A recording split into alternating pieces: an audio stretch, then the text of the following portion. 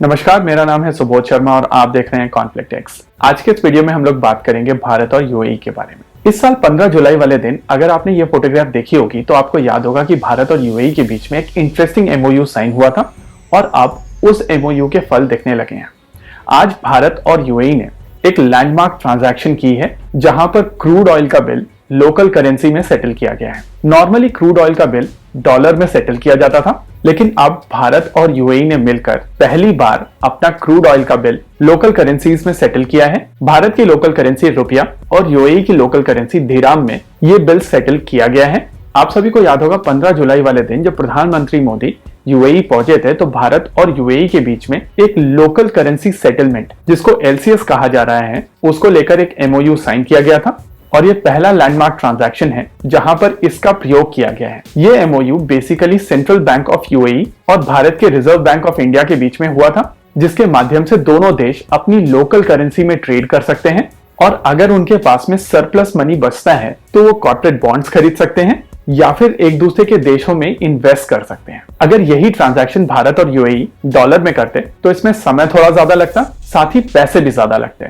जी हाँ, यहाँ पर आपको डॉलर कमीशन देने पड़ते यूएस की बैंक्स को और वो चीज यहाँ पर अवॉइड कर दी गई है। वैसे तो ये देखने में एक टैक्टिकल मूव लगेगा, लेकिन अगर आप इसको ध्यान से ऑब्जर्व करेंगे तो आपको समझ में आएगा कि ये भारत की तरफ से बहुत ही स्ट्रेटेजिक मूव है। यूएई भारत का तीसरा सबसे बड़ा ट्रेड पार्टनर है और ऐसे में तीसरे सबसे बड़े ट्रेड पार्टनर के साथ में इस तरीके का एग्रीमेंट भारत को डॉलर डंप करने में मदद करेगा। जिस तरीके की सिचुएशन यूक्रेन वॉर के दौरान यूएस और रशिया के बीच में बनी थी, जिसके बाद यूएस ने रशिया के डॉलर्स अपने पास जब्त कर लिए थे, उस चीज को ध्यान में रखते हुए भारत की तरफ से कोशिश की जा रही है कि भारत पूरी तरीके से डॉलर पर डिपेंडेंट ना हो, चीजों को डाइवर्सिफाई किया जाए और इसी वजह से भारत कोशिश कर रहा है कि देशों के साथ में उनकी लोकल करेंसी में ट्रेड किया जाए और इस कोशिश में भारत काफी हद तक कामयाब भी हुआ है। इनफैक्ट 22 ऐसे देश हैं जिनके साथ में भारत ने यह एग्रीमेंट सेट कर लिया है और आने वाले समय में ये ट्रांजैक्शंस किए जाएंगे। वैसे ये एलसीएस को लेकर ये पहला ट्रांजैक्शन नहीं है, लेकिन ऑयल ट्रांजैक्शन ये सबसे पहला है। इससे पहले भारत ने यूएई से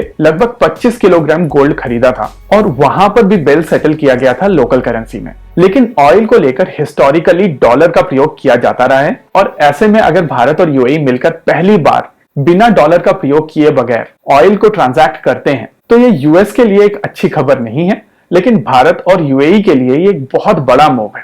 अब यहाँ पर देखना काफी इंटरेस्टिंग होगा कि यूएस इस चीज को लेकर कैसे रिएक्ट करता है और इस बात में कोई दो राय नहीं है कि यूएस इस चीज को लेकर बहुत ज्यादा खुश नहीं होगा। पिछले कुछ समय से भारत और यूएई की जो रिलेशनशिप है वो काफी तेजी से इवॉल्व हुई है और भारत और यूएई एक दूसरे के स्ट्रेटेजिक पार्टनर बनकर उभरे हैं। देखिए, गल्फ कंट्रीज अपना 80 से 90% फूड बाहर से इंपोर्ट करते हैं और अगर आप भारत को ऑब्जर्व करेंगे तो आप समझ सकते हैं कि आने वाले समय में भारत यूएई की फूड रिक्वायरमेंट पूरी तरीके से एड्रेस कर सकता है, वहीं यूएई भारत की ऑयल रिक्वायरमेंट पूरी तरीके से एड्रेस कर सकता है। ऐसे में यहाँ पर दूसरी करेंसी की आवश्यकता नहीं है और इसी वजह से ये मैकेनिज्म आने वाले समय में सक्सेसफुल होगी। लेकिन यूएस इस चीज को लेकर बिल्कुल खुश नहीं होगा और अगर आप यूएस मीडिया ध्यान से ऑब्जर्व करेंगे तो आपको समझ में आएगा कि लोगों को परेशानी हुई है और ये ट्रांजैक्शन अननोटिस नहीं गई है। अब देखना काफी इंटरेस्टिंग होगा कि आने वाले समय में यूएस इसको लेकर कैसे रिएक्ट करता है और उसका इंपैक्ट भारत और यूएई के रिलेशनशिप पर कैसे होता है। यहाँ पर भारत की डिप्लोमेसी का एक बहुत बड़ा टेस्ट होने वाला है